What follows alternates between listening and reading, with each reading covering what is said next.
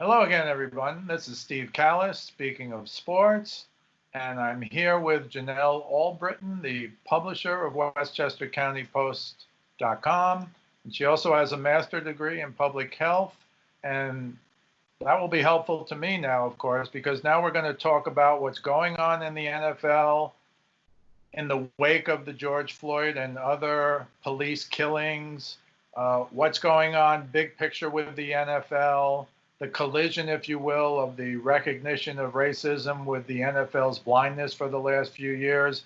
And we're also here to talk about the Washington Redskins and not only what's going on with them as a National Football League team now involved in the Black Lives Matter movement to some degree, but also with the name of their franchise, which I don't like to say, but for purposes of this video will, the Washington Redskins. All right, well, you know, it's a lot to unpack, and the news cycle has been spiraling. It feels like out of control, getting like in a cone shape, getting smaller and smaller and smaller, faster and faster and faster, and more layered and complex. And it seems like every news cycle / wave is building on the waves before it to get increasingly more complex. So the NFL in relation to racism, I'm no authority on the NFL, but I am very much of the opinion that racism is a public health issue without question. I am anti-racist, and I am very happy to see what I'm calling hashtag American Spring. Remember we had Arab Spring? Yeah. And you know, all that was happening back then. It seems to me that we're going through an American Spring thing, which sounds really strange because we think of ourselves as Americans to be the pioneers of freedom and justice for all. But in fact, we seem to be lagging quite far behind when we're looking at the data with COVID. There's a lot of debate, conspiracy theories about how the COVID cases are being miscounted in terms of the tests, the positive test results. But one thing that cannot be disputed is the fact that the hospitals are overwhelmed, and we're going to see the death count jump in the next few days and weeks. So that's not something that's being faked. I've never seen health issues be so politicized. The 80s were bad enough with the HIV/AIDS epidemic, and now we've got this. So between the COVID and the racism, and I bring in COVID right away because racism is why the communities of color have been hit so much harder with COVID. And so then you're looking the NFL teams, when 70% of the athletes are African American, it just all interconnects. So after we saw that video of George Floyd dying under the knee of that officer and under the close watch of 3 other officers, it was a visceral kick in the gut or the face or the heart or all 3 for so many of us, because if anyone didn't understand why Kaepernick was kneeling, that was the moment when people went, oh, that's what Kaepernick meant. How many more deaths have happened this way without being on video? How many more times have people died so senselessly that we don't know about? And then we've got this young man, Elijah, who was injected and killed by injection. Basically, he got capital punishment by lethal injection by police who were playing court, right? Judge, jury, and executioner. Holding police accountable for the crimes against the population, especially Black men, links directly to Kaepernick's protest. Trump's expressed opinions about Kaepernick and about his linking Kaepernick's protest to respect for the flag led to Kaepernick being out of work all these years. And I don't know how important Trump's opinion is to the NFL team owners, but it seems obvious to me that the NFL team owners and the certain state governors are all in the same club. They're in a power elite club who takes their cues from the president no matter what. So I just say this kind of as an overview to zero in on the COVID situation with the NFL, and how the policies are being developed or not being developed in terms of protecting the athletes from COVID. And again, this connects back to the racism, back to being sensitive to the shifting winds. Now, Roger Goodell he's been there a long time as commissioner. That's because he's a survivor. And if any of you are familiar with this little gem, this will really describe, Mark Feinauer-Wada and Steve Feinauer did a great job describing just how good of a survivor the NFL commissioner is. And he denied that the brain damage for athletes was connected to running their helmets into each other. And he denied it for as long as he could until the scientific data came out. He could no longer deny it. So now they're kind of saying, well, now you know the dangers, and if you decide to play, we wash our hands of it. We're not liable. So the whole chronic traumatic encephalopathy issue was a really great first example of how good a survivor Roger Goodell is. And so it doesn't take a genius to kind of check the winds and go, yeah, I think it's time to make a statement, an anti-racist statement, and not mention Kaepernick, but make a statement against police brutality and something in support for the communities of color, from which 70% of our players come. He couldn't not say what he did. And I don't want to sound disingenuous or ungrateful. I'm glad that he said it. It's just a shame that it took so long. And now there's signaling, flashing. I don't know if these team owners send little light signals out to each other across the country, the silent communications of saying, well, yeah, maybe it's time that we give Kaepernick a job. And the first guy to do that is going to have that cachet and that goodwill, perhaps, with the community, with the African-American community, or not. It's a big risk. Are they willing to risk what might be severe wrath from Trump? Or has Trump really, truly flip-flopped and said, if he's good enough, give him a job. And then later, yeah, why not? Give him a job. And so Trump went from really pejorative language against Kaepernick and anyone who supported him, and he seems to have flip-flopped to the opposite direction. But as you often say, action more than words. Let's wait and see. So I don't know if that's syllable salad that I've just given, but it's complex. So racism, the communities of color, being the communities from which so many great of the NFL athletes are coming from now, and given so now connecting to the Redskins, it's a slur if the community it's referring to says it's a slur. So no matter what anyone may think, if the Native Americans or the Native tribes, the First Nations, I prefer the term First Nations because they're indigenous to this continent. If they say it's pejorative and insulting, then it is, and it's disrespectful to continue using that term. And all of this links back to racism, back to the respect for people from different communities, and I won't even go into how COVID is slaughtering people on the reservations because of their long history of having the comorbidities and lack of access to good primary and preventive care. That's a separate conversation, perhaps. So I'll put a pin in it and throw the ball to you. Wow, the times they are changing in the NFL, that's for sure.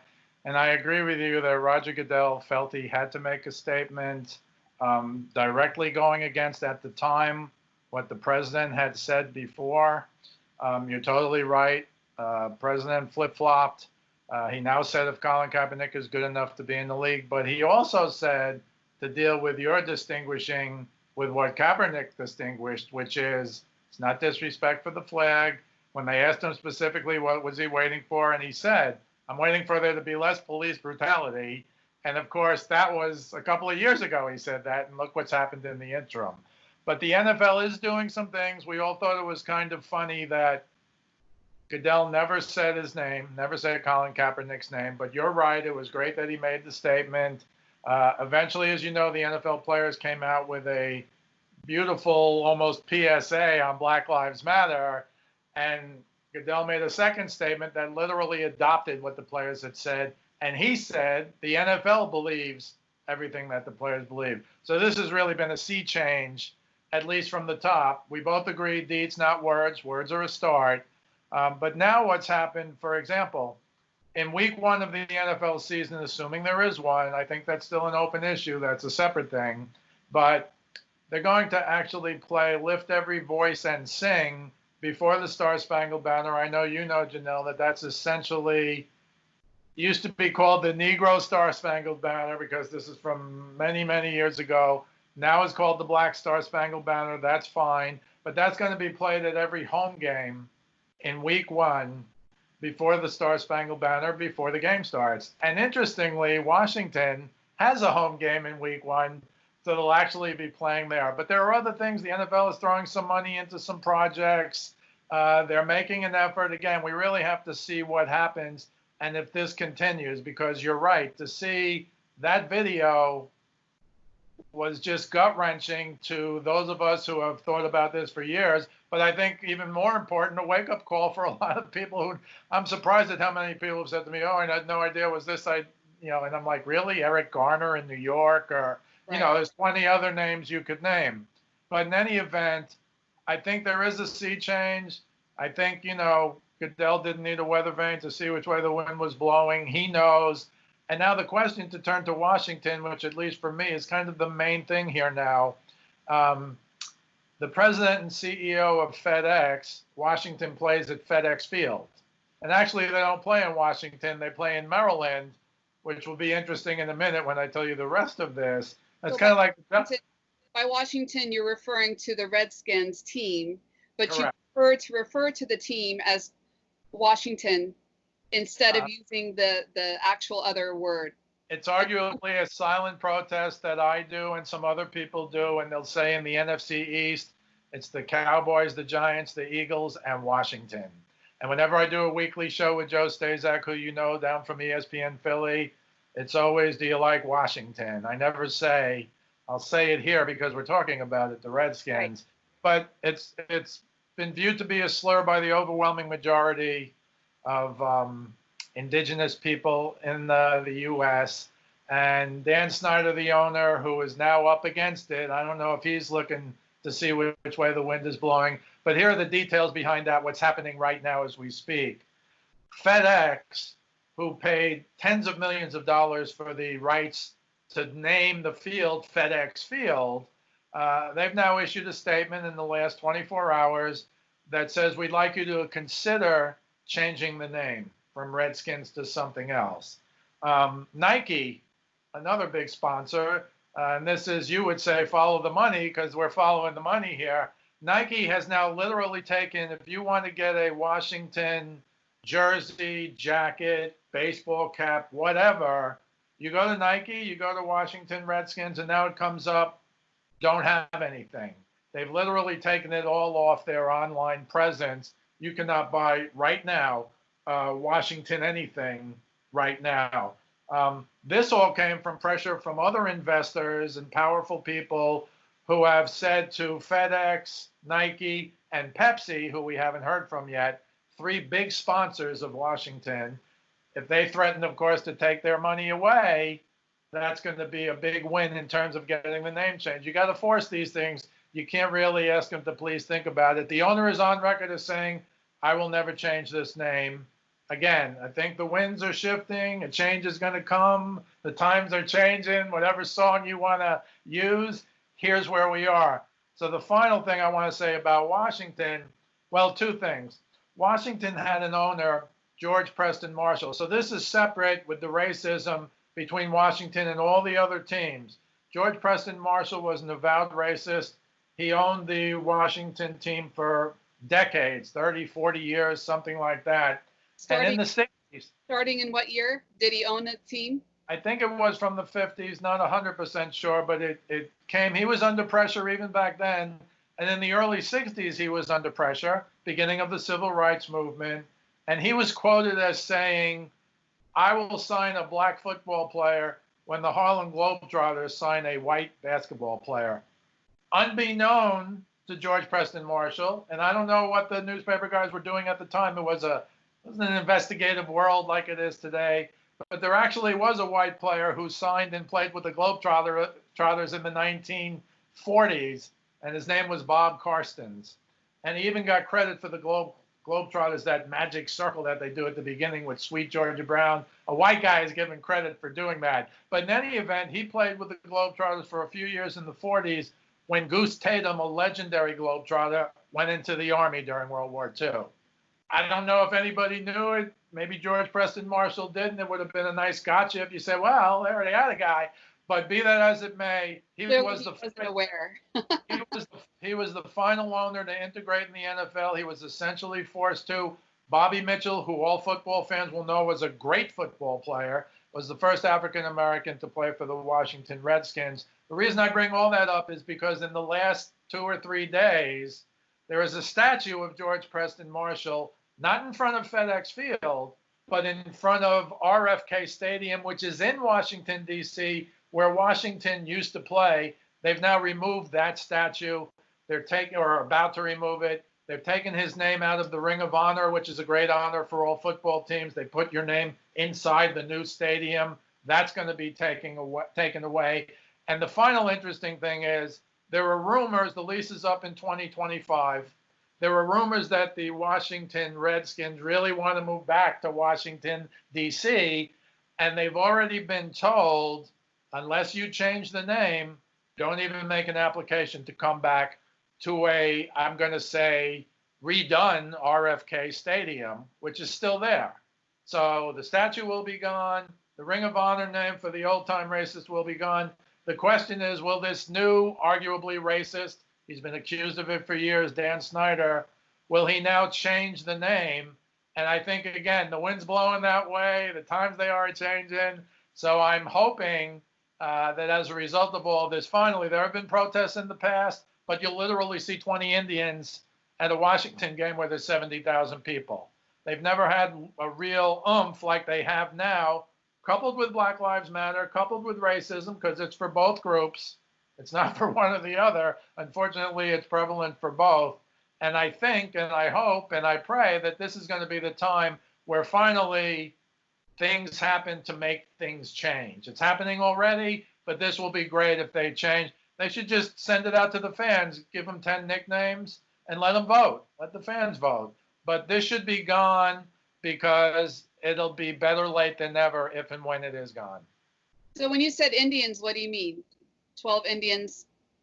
I mean indigenous people who come in front of FedEx Field. They stand outside. They have posters. They actually wear tribal stuff. And they protest the name. Yes, and it gets covered every year. But again, it's a very few people, and they've never had any push behind them like they have right now. Well, it's, it could be argued that the First Nations have less of a voice than the Black community, that has gotten behind the Black Lives Matter. Certainly the First Nations have been vulnerable and not getting the funding and the attention and opportunities and education that they deserve. That would be a whole other discussion, but yeah, that would be a whole other conversation. But also partly maybe, you know, how many First Nation folks are involved in professional sports that we know of. Yeah, I don't think it's direct a connection there. Yeah, I don't think there's a lot, to be quite honest with you, but to be quite frank with you, but I will say this, in my mind, the greatest athlete who ever lived in the history of the United States is Jim Thorpe, who many people know as a multi-Olympic gold medalist. He played professional baseball. He was a superstar professional football player. In 1950, I'll give you some great history here. In 1950, they voted on the greatest athletes of the first 50 years of the 20th century. Babe Ruth had just died 18 months before. And not only did Jim Thorpe beat Babe Ruth, Jim Thorpe had more than twice the number of votes. And Jim Thorpe did all this at the 1912 Olympics. He played through the teens and the 20s.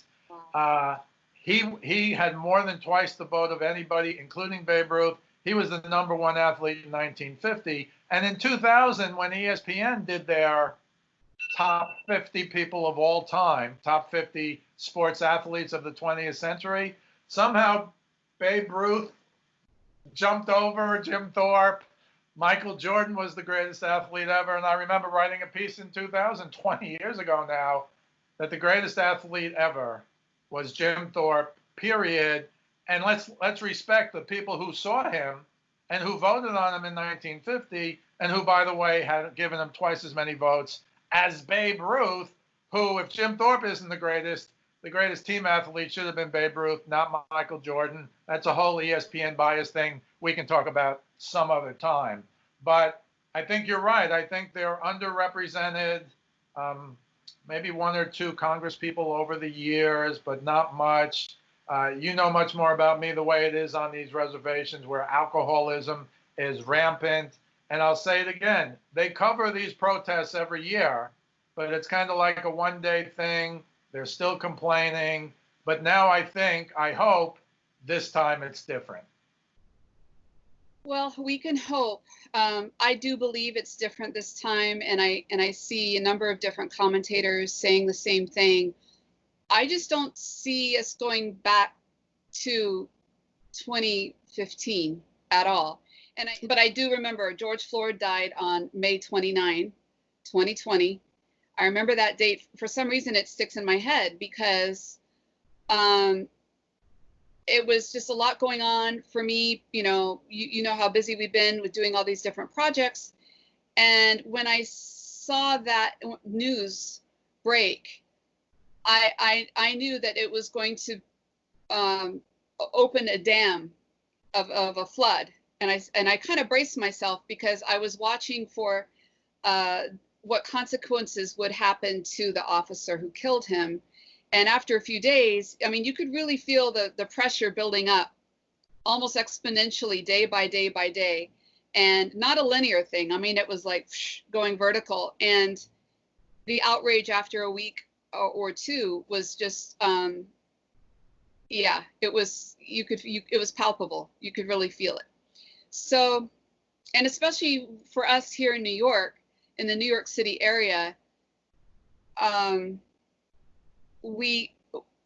think the New Yorkers felt a special connection to George Floyd after having seen so many similar incidents in this geographical area. So we'll see what happens, but I don't want to take anything away from Roger Goodell. I want to say thank you for his courage to step up and say what he said. I know that they say your #1 job is to keep your job. So he is very, very good at doing that. However, I do see how he may have been leaning over the edge with it. And, you know, by keeping his feet planted by not mentioning Kaepernick by name, but specifically mentioning Black Lives Matter. So good for him. I'm grateful to him for that. And for recognizing that 70% of the athletes are African American, which does not presume that all African American athletes are 100% in support of BLM. I leave space for that. I don't assume, because I know that there are some who don't support it or are very skeptical about it because of the detractors who show up at the events and so forth. But good for them, and we just have to wait and see. Let's just, like you and I say all the time, deeds, actions, policies, and most of all, money and you know, the compensation. Show me the money. Hire Kaepernick and give him a decent offer, not something that is insulting, right? If you're going to hire him, make it a real offer, right? Well, specifically on Colin Kaepernick, he has not played in the NFL since January 1, 2017. That's literally 3.5 years now. He's 32 years old. He had a workout in the summer that he taped himself. He had a phony workout that the NFL tried to set up last year, which was a total joke. But he recently put out another video. He looks in shape. He's a great athlete. You may know he was a baseball pitcher who threw in the low 90s before he was a quarterback, so there's no doubt about his arm strength. Amazing. And he never had an injury, right, on his throwing arm? Yes. And Lynn, the coach of the Chargers, who is an African-American, you know, there's not enough African-American coaches or people of color. Ron Rivera going to Washington now is a person of color who is the head coach. Yeah. There's not enough GMs, and this is all about the pipeline that's hard to frankly break into. But Lynn was at least going to speak to him. I don't know if he was bringing him into camp, but even the president has said if he's good enough, Kaepernick should get a job. It's kind of sad. I won't say he's Muhammad Ali, who of course was a conscientious objector during Vietnam and was stripped of his title for 3.5 or 4 years. The time is the same. But Ali was the king of boxing before, and to his credit, became the king of boxing afterwards. He's not called the greatest for nothing. But Kaepernick, at a minimum, should get a backup role, maybe with a chance to be a starter. He never proved he couldn't be a starter. People were saying at the end, oh, his team was terrible at the end. And that's true. He took a team to the Super Bowl, but then he played on an awful team. But his stats were good. He was young, athletic, could throw, could run. He's just like these new quarterbacks now coming that they always talk about. Russell Wilson, Lamar Jackson, Mahomes. He was them before they were. So I hope he gets a chance. That'll be a big deed. That'll be a big action. Not a big, I hope someone hires him. But we'll see. That's one thing that's really concrete. But there are other things that are going to happen, hopefully, that will keep this moving to where it should go, which is what we all pray for, you know, equal for everybody, content of your character, not the color of your skin. Martin Luther King, he said that, you know, over 50 years ago, and here we are in 2020. So hopefully some big improvements, actual improvements, not conversations only. Words mean something, deeds mean much more. So I'm hoping that's where we're going. Any final words, Janelle? My final word might be about Kaepernick. I'm sure that he's been studying the videos, and he's got the maturity. 32 is not too old, and he certainly can have the best of the 20s and the 30s. He can have the maturity of an older, more seasoned athlete, because I'm wondering if having the time out from actual playing and just being able to really study the strategies and watch videos, because our minds really don't know whether we're doing it or whether we're imagining it. So if he was doing like really intensive visualizations of different plays, he's been wiring his brain, doing perfect runs of these routines. And so if he's been using this time in a certain way in creating these neural networks and creating muscle memory, he may very well be set to leapfrog over everybody who's been playing all along and bring with him the maturity and a different kind of rehearsal and practice, along with just the sheer physical prowess that he's been working hard to maintain. So I think he's a triple threat that way. I hope he is anyway. And we'll see. I'm very excited to see what happens in the next few weeks in the NFL. Okay, that's great. This is Steve Kallas, speaking of sports, along with the publisher of WestchesterCountyPost.com, Janelle Allbritton. We'll see you the next time.